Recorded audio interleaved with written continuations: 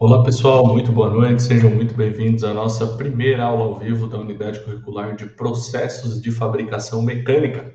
Então hoje a gente dá start aí numa unidade curricular que é um pouquinho mais longa, né? Então nós vamos ficar juntos aí várias semanas, né? Mas a gente já vai ver ali, beleza? Pessoal, vamos começar dando uma olhadinha aqui no AVA, no AVA de vocês, tá? Aqui o AVA normal, né? Assim como nas outras unidades curriculares, tá? Temos aqui um pouco da unidade curricular, né? O vídeo do tutor, o vídeo da monitora, o suporte ao estudante, o grupo do WhatsApp, que vocês já estão inseridos. E aqui a gente tem os documentos mais importantes, né? Roteiro de estudos, né? Deixa eu abrir aqui para vocês para a gente dar uma olhadinha. Então, aqui o roteiro de estudos, ele, como sempre, está dividido em semanas, né? Então, semana 1 nós temos tensão de informação, resistência dos materiais, ensaio destrutivo, certo? Então, é isso que a gente vai dar uma olhadinha essa semana, tá? Depois da segunda semana, terceira semana, quarta, quinta, sexta, sétima, oitava, nona. Então, nós vamos ficar aí 9 semanas juntos, tá? Durante essas 9 semanas, nós teremos 3 avaliações online, ok? A primeira é lá na terceira semana, né? Então, avaliação online na terceira semana, ok? Depois, na sexta semana, uma outra avaliação. E depois, na oitava semana, uma outra avaliação, tá? Quanto às aulas presenciais, tá? Vocês terão 9 aulas presenciais, tá? Então, o mesmo número de semanas aqui do EAD, geralmente no EAD a gente tem uma semana a mais, mas nessa unidade curricular não acontece, tá? Então, serão aí 9 semanas no EAD, 9 semanas presenciais, tá? A primeira aula se chama Protótipo do Disco de Freio, parte 1, né? Então, essa é uma atividade que é dividida em 2 semanas, tá? Primeira semana aí vocês vão fazer um relatóriozinho, pesquisar um pouco sobre materiais, sobre processos de fabricação. E na segunda semana vocês vão reproduzir, né? Então, vocês vão tornear aí um disco de freio, tá bom? Deixa eu voltar aqui. Então, pessoal, como vocês no presencial vão fazer um torneamento aí de um disco de freio na segunda semana, hoje na aula ao vivo aqui, nós vamos ver um pouquinho sobre torneamento, né? Partes de um torno, como é que funcionam as operações, as ferramentas, o tipo de cavaco que sai, um pouquinho aí sobre usinagem, né? Principalmente sobre torneamento, tá? Aqui nós temos ainda o cronograma completo do curso, né? Onde nós temos aí todas as unidades curriculares, data de início e data de final. Aqui o que vocês precisam usar para estudar, né? Então, material online, o livro didático, ok? Aqui também vão estar inseridos todos os materiais que a gente tem aqui na aula ao vivo, né? Então, todos os slides, tudo que vocês precisam. Aqui é onde vocês entram, né, para a aula ao vivo. E aqui também terá aí a gravação dessa aula ao vivo, ok? Aqui, caso vocês tenham alguma dúvida, e aqui embaixo, né, a avaliação online. Então, como eu falei, 3 avaliações online, né? Uma na terceira semana, uma na sexta, esse aqui eu falei, acho que na oitava, né? Mas tem as datas aqui tudo certinho, né? Então, a primeira abre dia 14 de abril e fecha dia 22, né? Portanto, aí uma semana para vocês fazerem, beleza? Caso vocês tenham alguma dúvida quanto ao AVA, alguma coisa, vocês podem me mandar uma mensagem, não tem problema nenhum, beleza? Então, hoje nós vamos aí para a nossa primeira aula ao vivo, né? Só botar aqui. Foi. Então, hoje nós vamos, primeira aula ao vivo, né? Vamos falar um pouquinho aí sobre torneamento, né? Vou começar a fazer uma introduçãozinha sobre usinagem, muitos de vocês já podem conhecer, né? Mas eu tenho que levar em consideração aí que muitos colegas não conhecem ainda, beleza? Então, pessoal, o que é a usinagem? Quando a gente fala de usinagem, a usinagem, a definição dela, né, é que ela é um conjunto de processos que tem como objetivo transformar um material bruto em um produto com especificações e características pré-definidas de um projeto. Até aí, pessoal, até esse ponto, né, como é que eu vou dizer?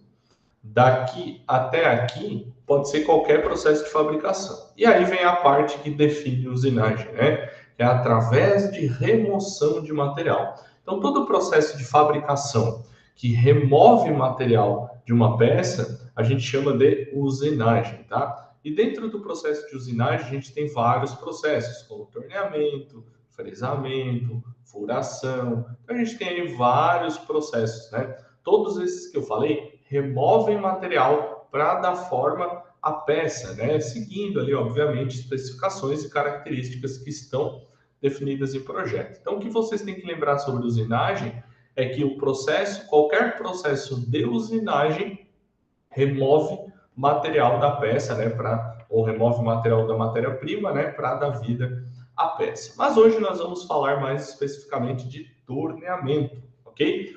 O torno, né, é uma ferramenta, desculpa, é uma máquina, né, que a gente utiliza de algumas ferramentas, né, para poder dar forma, né, da peça que a gente quer, tá?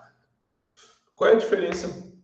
Qual é a principal característica do torneamento, tá? A matéria-prima fica presa no eixo árvore, tá? Ou no sistema de fixação da peça. Esse eixo árvore, ele gira a uma rotação pré-definida, ok?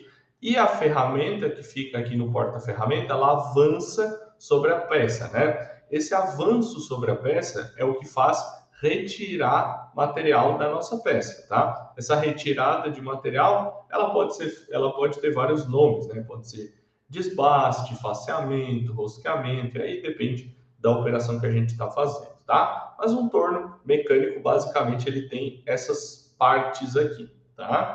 A gente tem o sistema de fixação da peça, de 4 pontas, geralmente, ou 3 pontas, o eixo árvore, né, que é o que faz a peça girar, o cabeçote fixo, né, que é esse cara aqui, que é onde a gente coloca ali os parâmetros, né, velocidade de rotação, velocidade de avanço, o porta-ferramentas, que é onde a gente coloca as ferramentas de desbaste, o carro de ajuste longitudinal, que é esse cara aqui, né, que é o que ele move a ferramenta para um encontro da peça, tá? O carro manual transversal, que é esse cara aqui de cima, né, que é o que a gente faz os ajustes de ângulo. O cabeçote móvel, para que serve esse cabeçote móvel, né? Ele serve para a gente verificar se a peça está realmente centralizada, né? Então a gente vem aqui, né? Aqui a gente tem uma contraponta que a gente chama, a gente arrasta o cabeçote até que a contraponta encoste na nossa peça cilíndrica, né? A gente tem as guias, né? Que são guias para onde se movem o cabeçote móvel, onde se movem, né, o carro longitudinal. A gente tem um freio de emergência aqui embaixo. A gente tem o fuso, né? O fuso, para que serve o fuso, né? Esse carro aqui, ele se movimenta sozinho, né? Caso a gente faça as pré-definições dele para movimentação. Ele pode ser automático, o avanço dele pode ser automático ou pode ser manual, ok? A gente tem a vara, né, que é o que prende aqui embaixo o fuso, o carro longitudinal que eu já falei, e a estrutura do torno, que é tudo isso aqui, ou principalmente essa parte de baixo aqui, tá bom? E geralmente aqui, quando não tem esse freio aqui, ou além desse freio aqui, a gente tem um botão de emergência que fica mais ou menos aqui, tá? Ali no carro, pessoal, na parte do carro manual ali, né, que é a parte de cima, é esse cara aqui, ó, onde a gente tem as guias prismáticas, né, que é onde ele se move em cima. A gente tem o carro transversal, que é onde a porta-ferramenta se move para lá ou para cá, ok? A gente tem o porta-ferramentas, onde a gente consegue colocar mais de uma ferramenta, né, por isso que é o nome dele.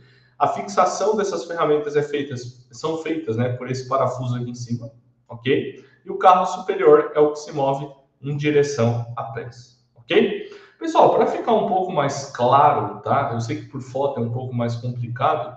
Eu trouxe um vídeo aqui, então o vídeo vai falar, né, as partes de um torno e eu vou falando junto aqui, a gente vai comentando, tá? Vamos lá, então. Temos aqui um torno Nardini Mascote.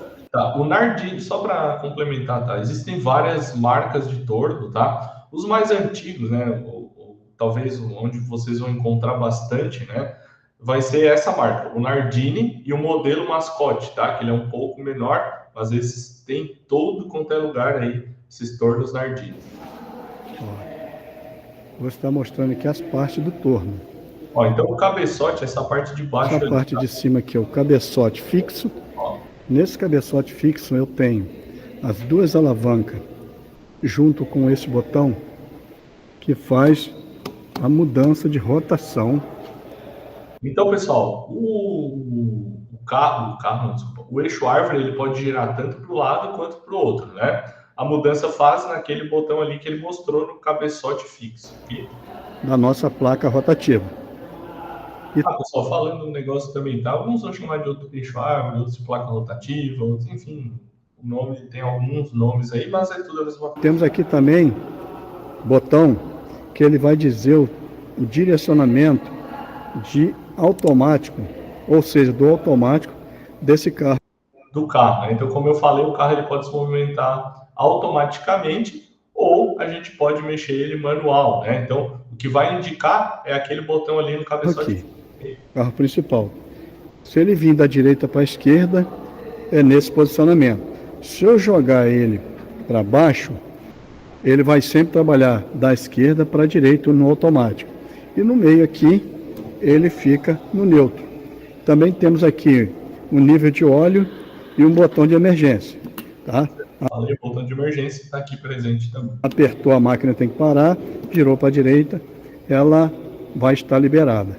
Aqui, na verdade, nós temos dois compartimentos. Essa parte de cima aqui é o cabeçote fixo, podemos ver a divisão aqui, que fica a placa. Essas alavancas que eu falei, junto com aqueles botões. As alavancas servem para a gente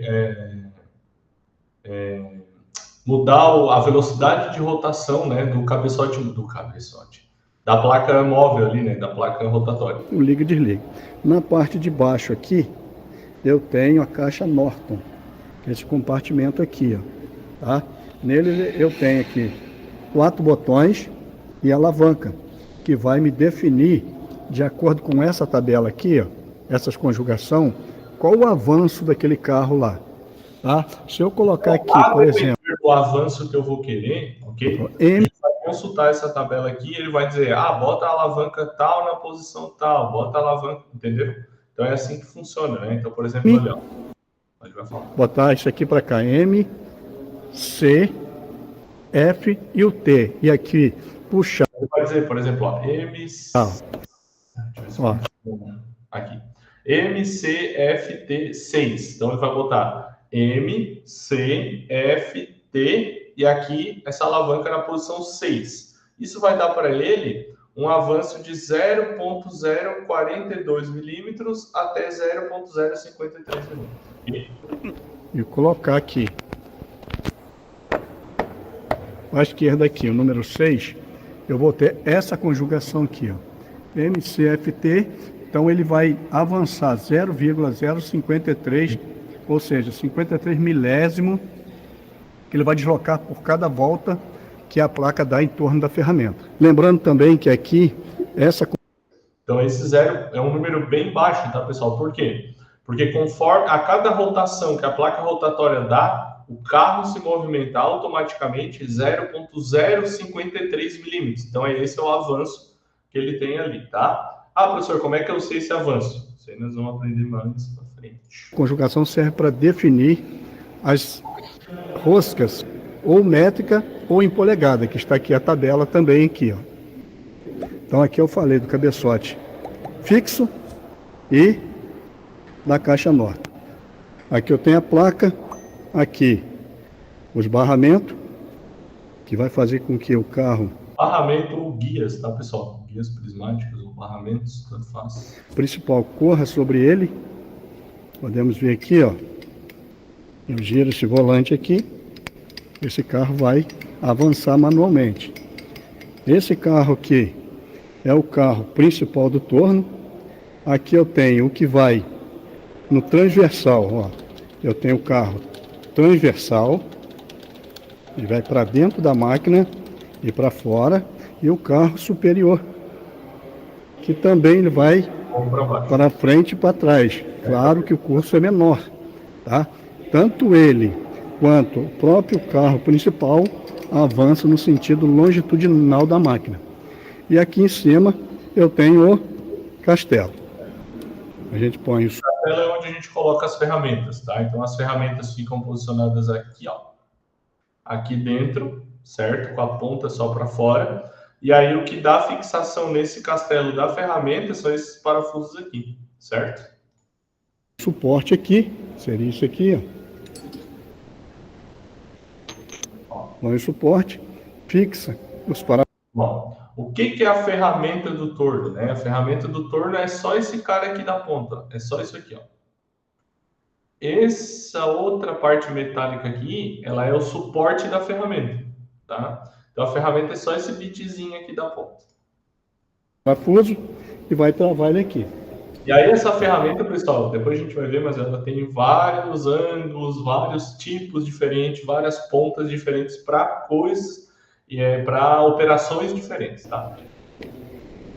Avançando aqui, eu tenho aqui o cabeçote móvel. No cabeçote móvel eu tenho o volante, eu tenho aqui essa parte aqui, o mangote e a ponta rotativa.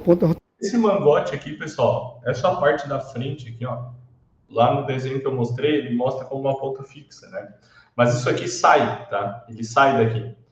Esse mangote que ele tem aqui, que ele chama de ponta rotativa, é para a gente dar o centro, né, da peça que vai ser usinada, certo? Mas aqui pode entrar também, por exemplo, um mangote de furação, né, com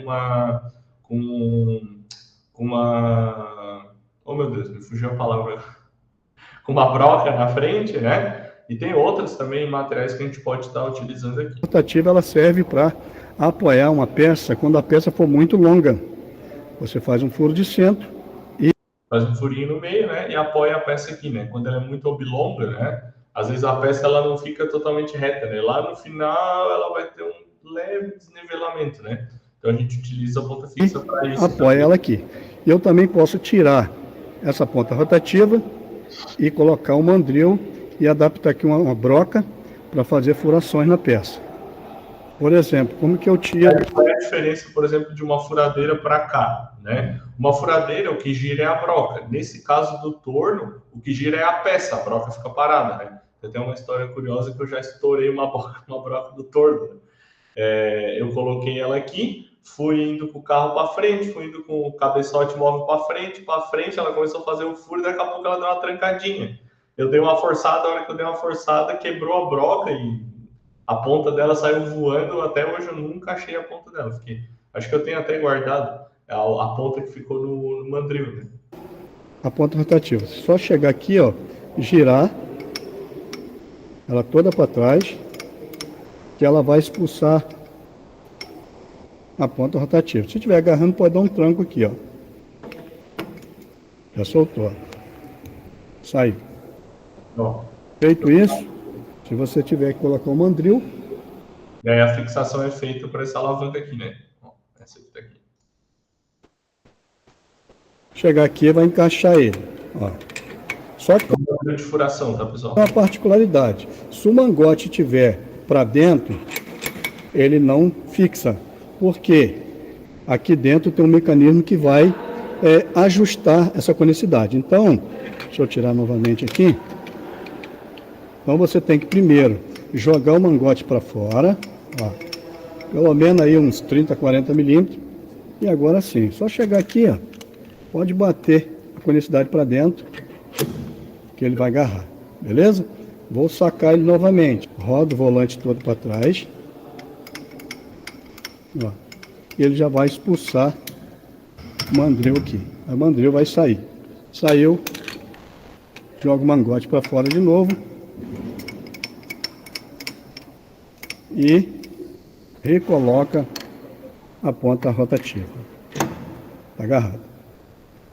Nesse torno aqui ainda temos aqui a alavanca, é claro, que vai ligar e desligar a placa. E aqui atrás eu tenho uma bombinha eletrônica. O que ela vai fazer? Você controla aqui alguns minutos, tá? Tá aqui, ó, 30, 60, 90, de acordo que você colocar essa conjugação. Vou colocar, por exemplo, aqui 30 minutos. Então, que de 30 em 30 minutos, o sistema automático aqui, ó, vai jogar óleo no barramento e vai lubrificar automaticamente. Então, não precisa você ficar jogando. Isso não são todos os tornos que tem, tá? Jogando óleo manualmente aqui, tá? Eu vou deixar ele todo aberto para não jogar tanto óleo. Voltando aqui, então aqui eu vou ligar para baixo, a placa vai rodar no sentido anti-horário, que é a maior parte que você trabalha nesse sentido. joga no meio, ela tem um sistema de trava, ó, travou. Para você engatar, você tem que puxá-la para frente e jogar para baixo. A máquina liga. Jogou aqui, ela trava, não entra. Se eu jogar para cima, a placa ela vai rodar no sentido horário. Maior parte do tempo nessa máquina se trabalha com a placa no sentido anti-horário, tá? E aqui atrás é onde tem a geral que faz a ligação inicial. Ligar a máquina. Chega aqui, quando você liga aqui, a bombinha lá atrás joga óleo no barramento. Ó. Essa bombinha aqui já entra. O barulhozinho dela. Ela vai jogar um óleo no barramento e aí está pronta a máquina para você começar a fazer o seu trabalho. Então, pessoal, esse vídeo aí mais para mostrar para vocês, né, de uma forma mais dinâmica, né, as partes de um torno para vocês saberem aí como é que funciona, ok? E aí, pessoal, como eu falei, né, o processo de torneamento é esse processo, né, de produção de peças quando a gente utiliza um movimento giratório aliado do avanço da ferramenta, ok? Então, como eu falei, né, se ela é um processo de usinagem, então ele vai retirar material. A característica importante do torneamento é que a gente tem a peça girando e a ferramenta avançando sobre a peça, né? Então é esse avanço que a ferramenta faz sobre a peça que é o que faz a retirada do material e dá forma à nossa peça, ok? Como eu falei, né, a ferramenta é só essa pontinha aqui, todo o resto é o porta-ferramenta, ok? E aí, pessoal, a gente tem aí várias características, né? E vários pontos importantes, né? Para a gente estabelecer quando a gente vai fazer um torneamento, ok? Então, por exemplo, como é que funciona esse torneamento, né? A gente tem o movimento de corte, né? Que é esse giro da peça, né? Que é dado em RPM. A gente tem a peça e o movimento de avanço, né? Quando a ferramenta avança sobre a peça, ela retira material. Esse material que sai, que é esse aqui, a gente chama de cavaco, né? É comumente chamado de cavaco. Esse cavaco que sai da peça ele é extremamente quente e perigoso, tá? Depois a gente vai mostrar ali alguns tipos de cavaco, tá? Então ele é muito quente, então se ele bate na pele, ele gruda e machuca, tá? É bem ruim mesmo, é bem quente. Por quê? Porque a peça está em alta rotação, lá 2.000, 3.000 RPM, tá? E a peça avança, e a ferramenta avança sobre a peça arrancando o material. Então, se ele arranca material nessa velocidade, né? Esse material que sai é extremamente quente, né? Porque esse atrito faz com que o material fique muito quente, tá? E aí, alguns parâmetros que são importantes, né? Para a gente saber quando a gente for fazer usinagem, né? Primeiro é a profundidade de corte que a gente quer, né? Então, a profundidade de corte é o tanto de material que eu vou tirar com a minha ferramenta, ok?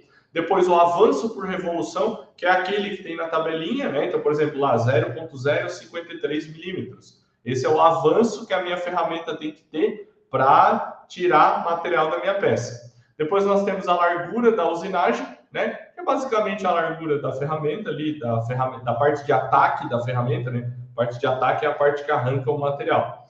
Depois nós temos a espessura da usinagem, né? Que é o tanto de material que ele vai tirar por cada passo. E aí a gente tem seção de usinagem, né?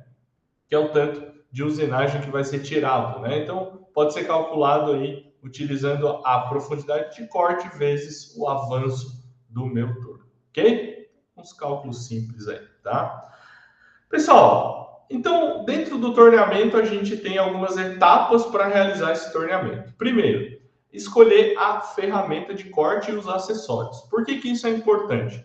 A depender da ferramenta que eu vou escolher, eu vou fazer um processo diferente. Então, por exemplo, para fazer desbaste, né, que é afinar o meu eixo, vamos dizer assim, eu uso uma ferramenta.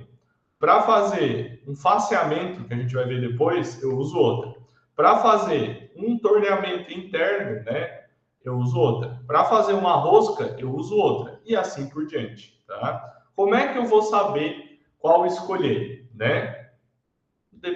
A depender, né, do tipo de operação que você vai fazer no torno, certo? Depois calcular os parâmetros de corte, que é basicamente calcular velocidade de avanço, ok?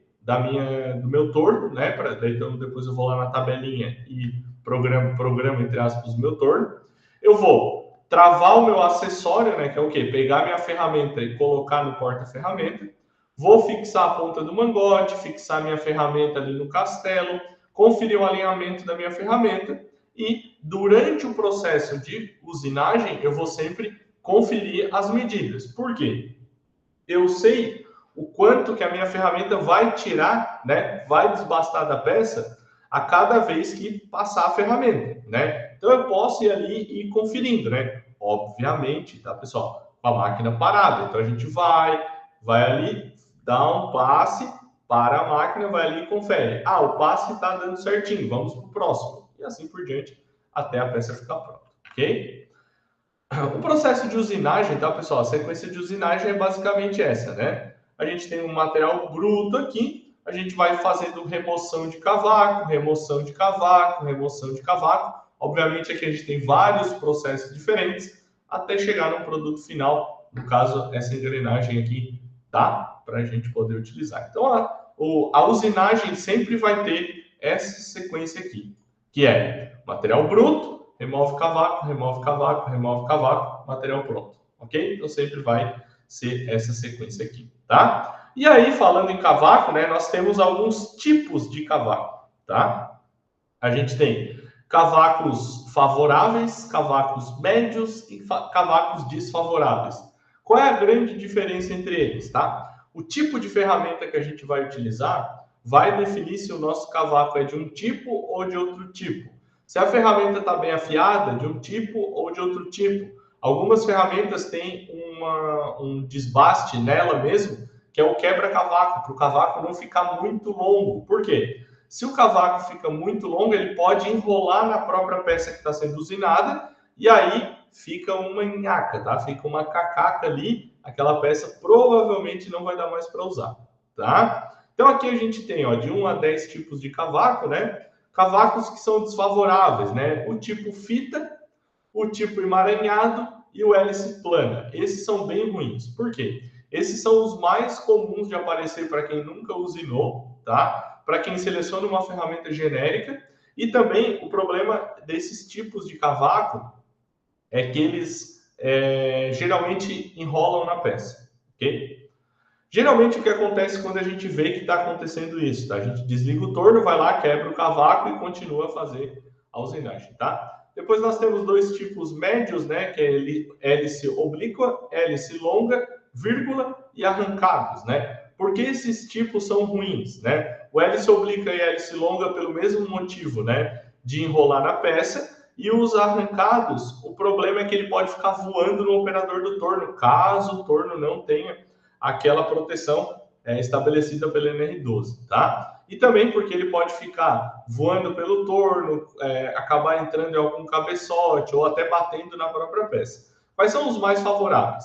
Hélice curta, hélice espiral e espiral. Vocês podem ver que tem uma característica bem interessante aqui, ó, entre esses três, que eles não são nem de tamanho longo e nem de tamanho muito curto. Eles são de tamanho médio. Por quê? Não são nem tão pequenos para voar no operador ou entrar em algum local onde não deveria, e não são nem tão longos a ponto de poder enrolar na peça e aí acabar com a minha peça, tá? Então, essa questão do cavaco também é muito importante, tá?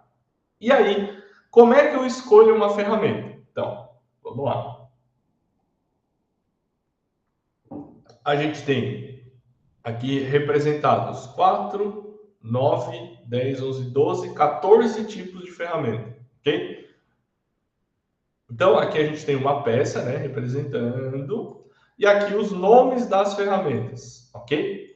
Então, a gente tem ferramenta para canal interno, ferramenta para tornear furos não passantes, ferramenta curva para tornear, né, a ISO 6, ISO 5, ferramenta curva para facear e desbastar, a SMS 123, ferramenta curva para facear e fazer canto, SMS 122, ferramenta reta para acabamento, a ISO 2, a ISO 2, Ferramenta curva para desbastar 45 graus. A ISO 1, ferramenta reta para desbastar. A ISO 8, ferramenta para tornear furos passantes. A FRI, ferramenta para rosquear interna. Algumas são a sigla, né? A FCC, ferramenta curva para tornos copiadores, né? Então, existem alguns tornos que são copiadores. O que é um torno copiador, tá? A gente coloca uma peça pronta de um lado, coloca o torno e começa a trabalhar com o torno. E do outro lado, ele vai copiando a peça que está parada aqui desse lado, tá?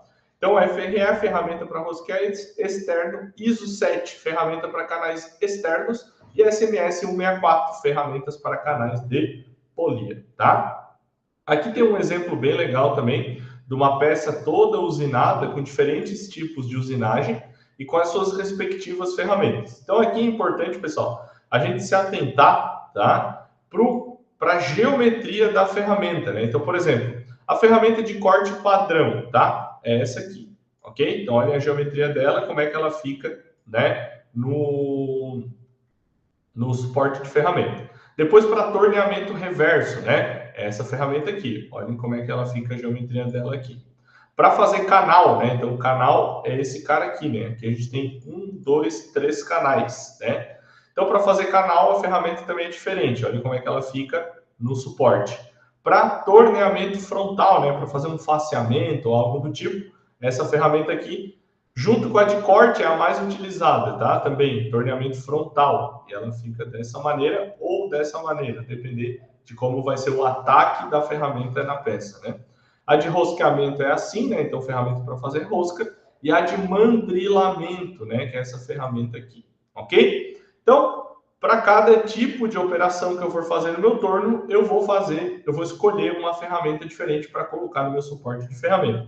Professor, os suportes são diferentes? Alguns sim, alguns não, tá? Mas, em suma, a maioria dá para usar todas no mesmo suporte, tá? Mas, geralmente, o que a gente faz? Eu vou fazer um corte na minha peça, um canal e um torneamento frontal. O que eu faço? Eu preparo as 3 ferramentas em 3 suportes diferentes, coloco os 3 suportes no meu castelo, e aquele castelo, vocês viram que ele gira? E aí, para ficar mais rápido, né?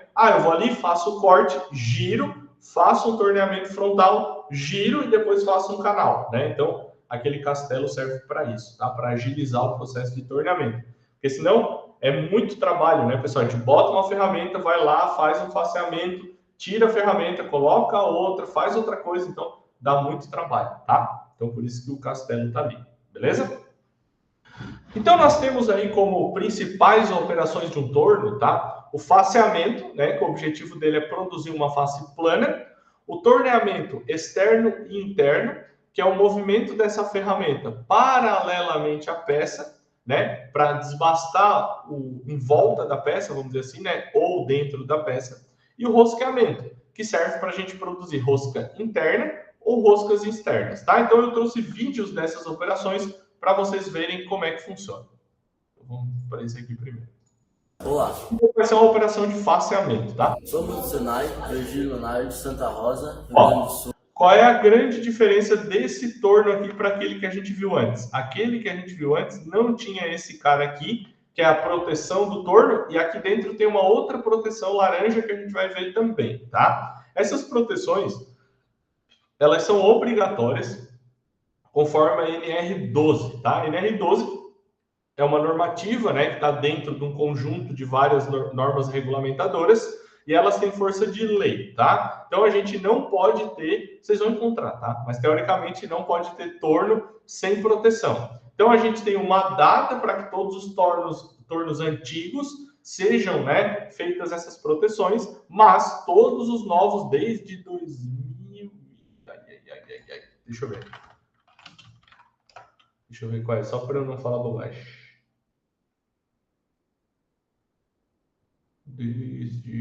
Agora eu não vou achar. Mas teve um ano limite, né? Que a partir daquele ano, todos os tornos que são comprados ou de fora do Brasil ou aqui no Brasil, todos têm que ser fabricados com essas proteções, né? O pessoal que trabalha com torno não gosta muito, mas isso protege a vida de quem está trabalhando, tá? E a nossa videoaula hoje... Por que o pessoal não gosta, né? Porque demora mais para fazer a operação no torno. Sobre a operação de faceamento no torno convencional.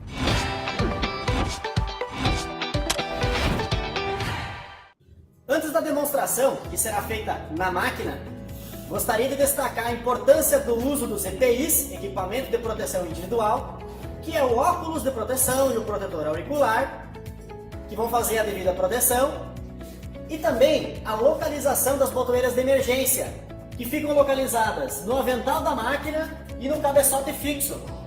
Caso aconteça algum imprevisto, é o botão de emergência que será pressionado. Primeiro devemos fixar a peça nas castanhas, lembrando sempre para balancear um pouco para ter Outro nome do cabeçote rotativo, né? Castanha. Talvez esse seja o mais comum, tá? uma boa centralização. Ajustar o RPM a 600. Inclinar. Ele colocou a peça aqui na castanha, né? Ó, prendeu aqui com os dentes da castanha, tá? E ajustou lá o RPM para 600 RPM, ok? O castelo em 7 graus. Ah, professor, por que em 7 graus? Porque é o ângulo de ataque da ferramenta. Se eu colocar outro grau, ele não vai desbastar, né? Então a gente sabe daquela ferramenta, aquela ferramenta específica para faceamento, ela funciona em 7 graus.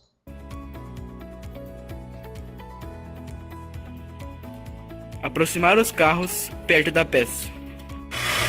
Encostar a ferramenta na face da peça e zerar o carro. Ó, então ele encosta no centro da peça e vem vindo com a ferramenta para fora. Como é uma peça, um movimento giratório, ele vai fazer um faceamento na peça por completo, né?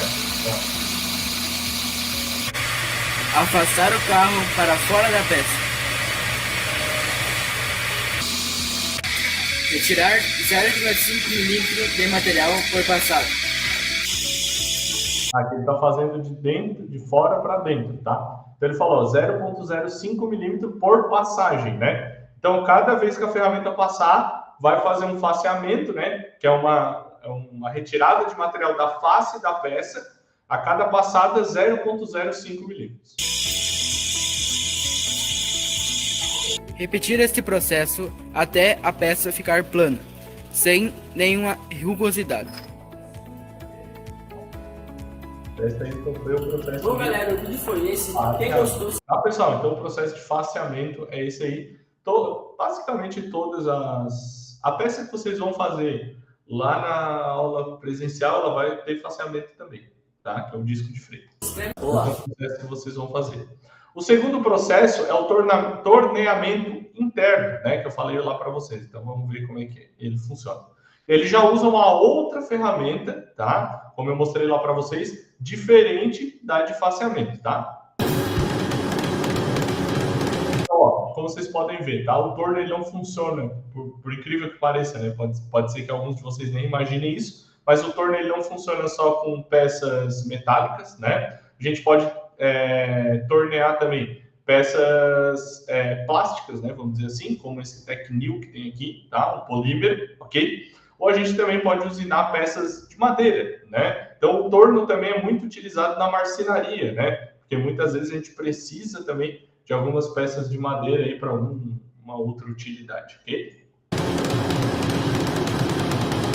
Ó, torneamento interno, pessoal, tá? Então a peça também fica girando, normal, né? Que nem um torno. E aí a gente entra com a ferramenta por dentro da peça e vai, né? Abrindo caminho, né? E vai retirando o material. Então como é que funciona? Eu vou com a ferramenta pelo meio da peça, abro um caminho para entrar minha ferramenta inteira. Depois eu vou com a ferramenta vindo para o lado de fora. E aí esse furo do meio, como a peça está girando, ele vai abrindo, né?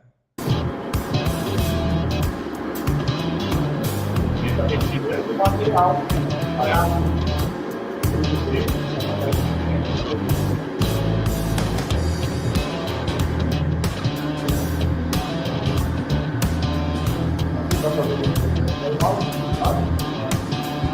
Ó, tem vários outros cavacos aqui embaixo, ó.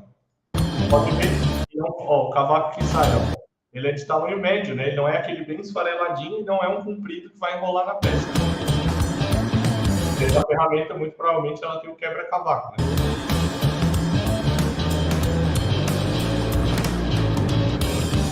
Peça a ser fabricada, material aço Sarmi 45.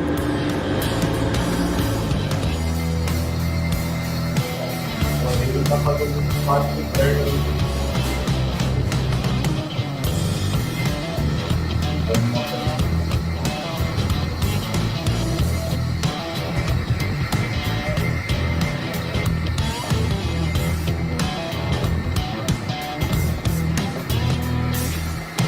Vocês podem ver, tá? Essa peça não tem NR12, né? Esse torno, mas esse torno é bem antigo, tá? Ele é da época entre Primeira e Segunda Guerra Mundial, tá? Como é que eu sei disso? Por causa do modelo e da cor dele, tá? Antigamente tinha muito disso, ok? Então, quando a gente encontrava máquinas dessa cor de verde ou cinza, tá? Indica que é mais ou menos dessa época aí, porque algumas eram importadas da Alemanha Oriental e algumas da Alemanha Ocidental, e aí tinham cores diferentes para diferenciar de onde vinha a máquina, tá?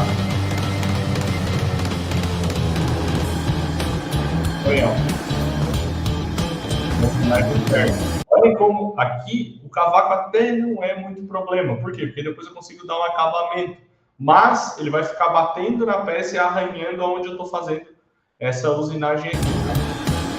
Ou vai ficar por pouquinho da usinagem, porque o cavaco vai ficar arranhando. Mas depois eu posso vir com uma outra ferramenta e só fazer um acabamento.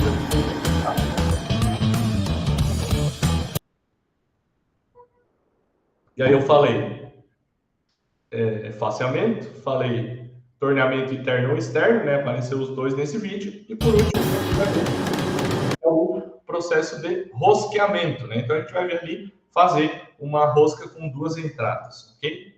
Videoaula de hoje, estamos aí usinando o eixo para deixar na medida ideal. Está fazendo um desbaste no eixo, né? Ou seja, ele está afinando o eixo para depois poder fazer a rosca. É importante salientar que estaremos fazendo uma rosca M30 com passo de 2 milímetros. Então você primeiro tem que fazer um cálculo para usinar o diâmetro do eixo, que vai ser a fórmula D igual a D maiúsculo menos o passo dividido por 5.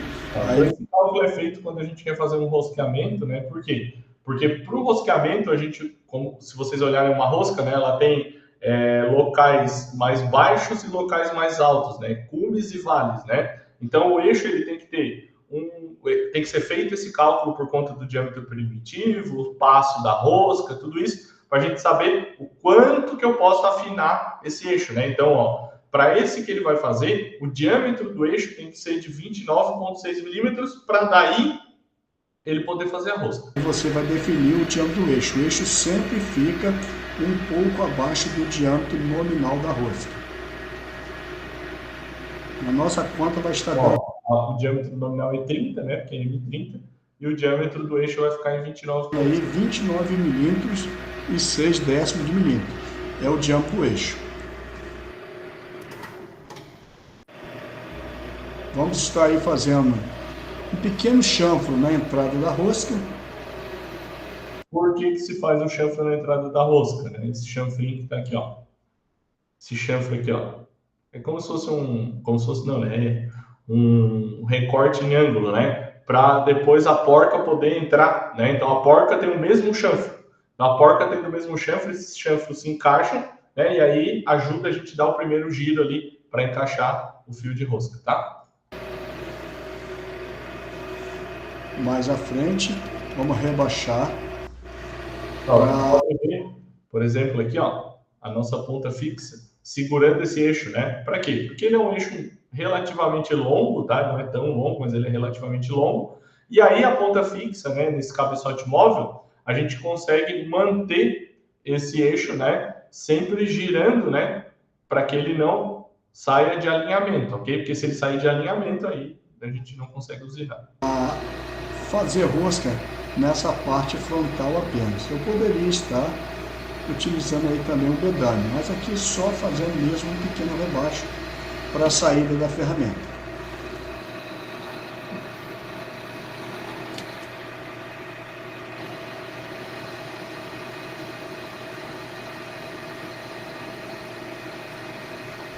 Nosso material aí é um aço 1020. Vocês vão ver mais à frente que o acabamento a gente não consegue só na ferramenta deixar um acabamento bom nos filetes.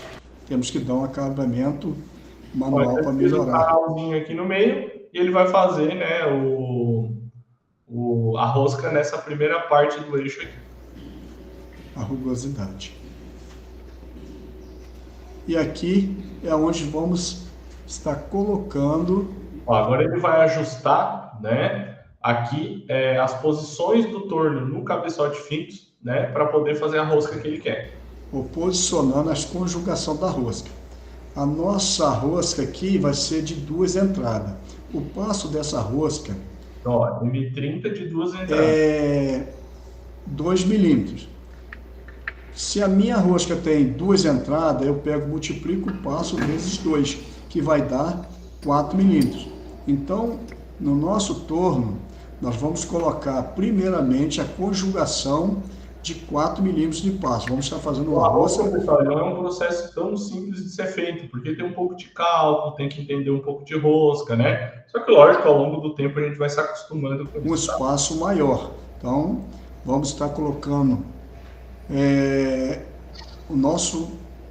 a nossa conjugação com 4 milímetros. Vamos fazer uma rosca, vai ficar um espaço longo de um filete ao outro de 4 milímetros.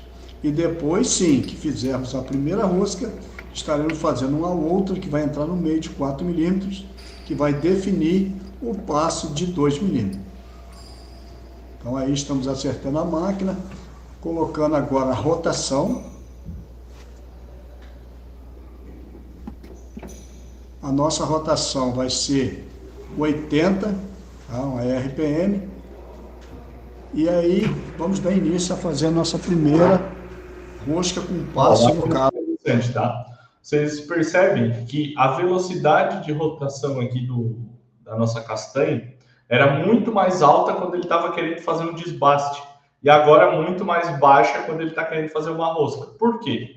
Porque a rosca, né, ele é muito mais fino, é um detalhe muito mais fino, né? Então eu não posso botar uma velocidade muito rápida, porque qualquer errinho, a minha ferramenta vai matar a peça, né? Então eu tenho que ir bem com calma, na manha, né? Tirando o material com calma, para que essa rosca possa ser bem feita, para poder encaixar depois por enquanto de 4 milímetros. Na minha porta. Vamos referenciar a ferramenta no diâmetro da peça, zerar o anel do carro transversal para definirmos a profundidade de rosca.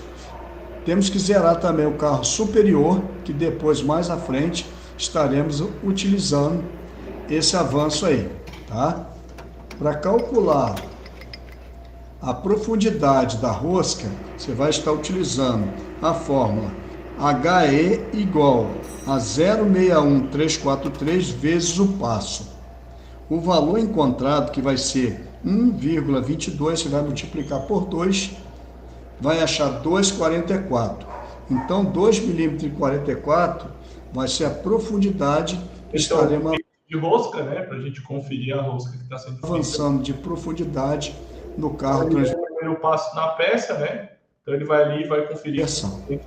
Aqui nós estamos para ver se tá, a distância entre os dentes está certinho. Estamos dando uma conferida primeiro com um canivete de rosca para ver se está certinho a conjugação da Eu nunca vi alguém chamar de canivete de rosca, sempre pente de rosca. Máquina, no nosso caso, por enquanto, com distância de 4 milímetros.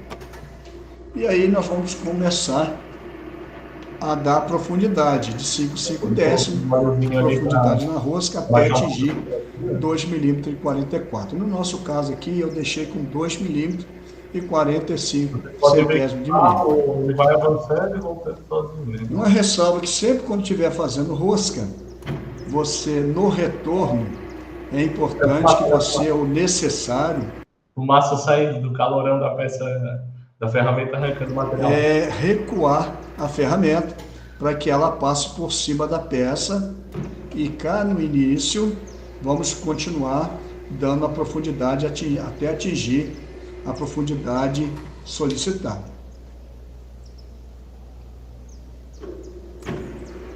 Importante também estarmos sempre jogando óleo refrigerante para não deixar a ferramenta aquecer e também a peça. Porque aquecer a ferramenta muito, pessoal, pode estragar a ferramenta, tá? Ela perde o corte o ângulo de corte, aí tem que afiar a ferramenta, etc. Às vezes a ferramenta é nova e tal. Isso não é bom, tá?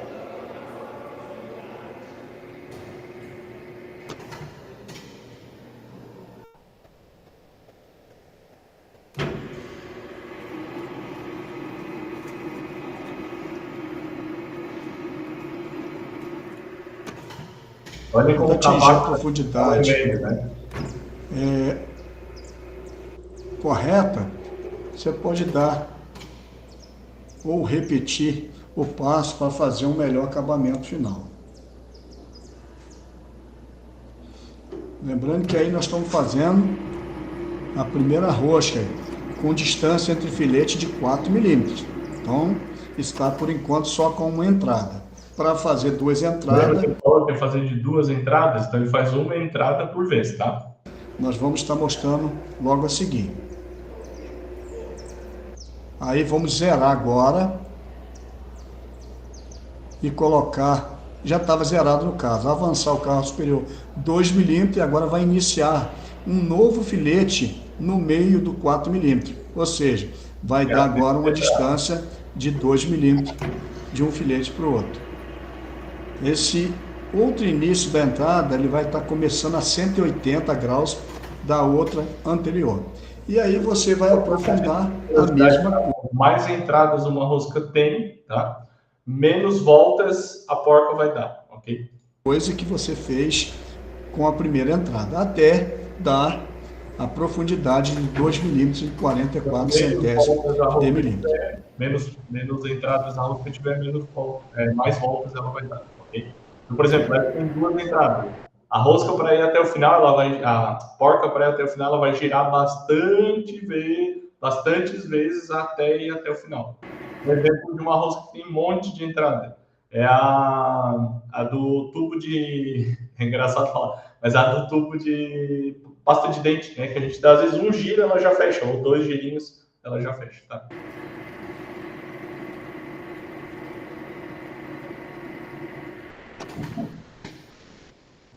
No retorno, recuar a ferramenta.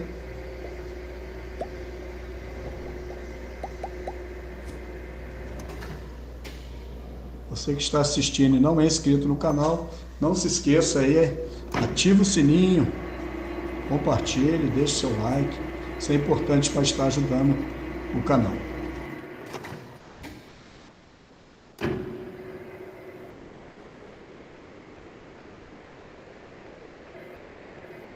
Então, agora já está ficando um pouco mais cara de rosca, né? E aí, dá mais uma passada, né? Pode ver que ela está bem suja, né? Para dar um acabamento final e definir a profundidade da rosca. Podemos ver aí que tem 2 filetes, né?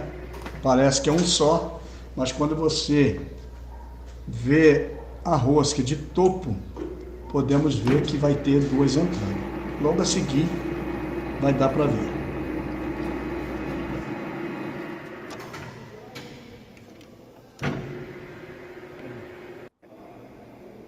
Vocês podem se perguntar, nossa, mas ele vai jogando fluido refrigerante assim? Sim, é assim mesmo. Tem alguns tornos também que tem uma bomba, né, que fica jogando esse fluido refrigerante continuamente, né? Então, pessoal, talvez o que mais gasta no torno é o fluido refrigerante, tá?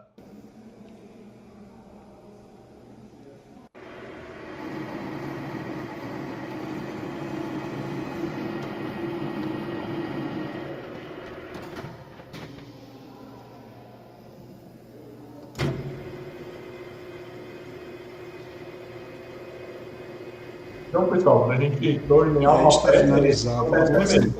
vários processos repetidamente, devagar, um atrás do outro. Assim, os filetes têm 2 milímetros de um até o outro. Podemos ver aí o parafuso pronto e as 2 entradas, uma da outra a 180 graus e os filetes 2 milímetros de passo. Então, pessoal, essa foi a nossa videoaula. Então, pessoal, essa foi a aula de hoje, tá? Qualquer dúvida que vocês tiverem em relação à usinagem, a torneamento, a tipo de material, vocês podem me procurar lá no AVA, tá bem? Forte abraço a todos e até semana que vem. Valeu!